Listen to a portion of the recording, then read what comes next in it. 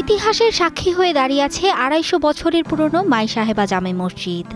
আধুনিক সংস্করণেও রয়েছে ঐতিহ্যের ছাপ। শেরপুর জেলা শহরে পা রাখলে প্রথমেই চোখে পড়বে দৃষ্টিনন্দন এই মসজিদটি।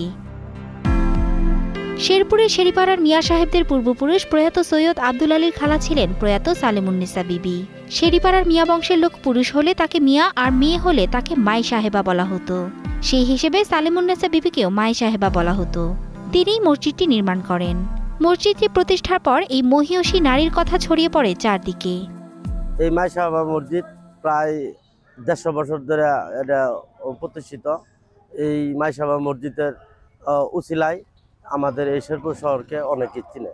এই মসজিদটা এরকম নিদর্শন ইসলামকে আরো সৌন্দর্য করতেছে। এটা শুধু ধর্মীয় প্রতিষ্ঠান নয়, এটা একটা দর্শনীয় পর্যটক কেন্দ্র এবং পর্যটক স্থান। এখানে দূর দূরান্ত থেকে বিভিন্ন লোক দেখার জন্য এবং ইবাদত বন্দেগী করার জন্য আসে। আমি অনেক দূর থেকে মাইশা মসজিদ জুম্মা নামাজ পড়তে আসি। এখানে প্রতি শুক্রবারে নামাজ পড়ি, মনটা খুব ভালো লাগে। এই মসজিদে প্রতিদিন নামাজ আদায় করেন প্রায় ৩,০০০ মুসল্লি। নারীদের নামাজের জন্যও আছে আলাদা ব্যবস্থা।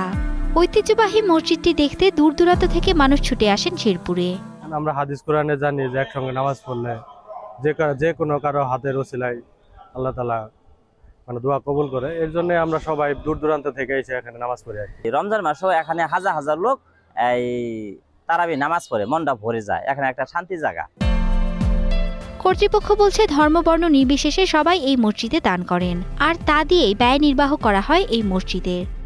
বাংলাদেশের প্রত্যেকটা এলাকা থেকে এই মসজিদে নামাজ পড়তে আসে এবং মহিলারাও বিভিন্ন দোয়া নিয়ে এই মসজিদে নামাজ পড়তে আসে। এই মসজিদের কাজ চলছে। মসজিদের ঈদগাহ মাঠটা আরো সংস্কার হবে এবং উন্নয়ন হবে। এই মসজিদের সামনের অংশটুকু আরো সৌন্দর্য করে তোলার জন্য আমাদের পরিকল্পনা আছে। এটা আপনাদের দয়াতে, আপনাদের দানের ওসিলায় এই মসজিদটাই চলে। প্রতি শুক্রবার দূর দূরান্ত থেকে এই মসজিদে এসে জুমার নামাজে শরীক হন অনেক মুসল্লি। Mithila Anjum, star news.